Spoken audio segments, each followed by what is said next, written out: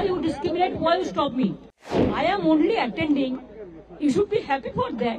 Instead of that, you are giving more scope to your party. আমি যেটা বলেছি সেটা আমি দেশের স্বার্থে এবং বাংলার স্বার্থে রাজ্যগুলোর স্বার্থে আজকে এসেছি একা।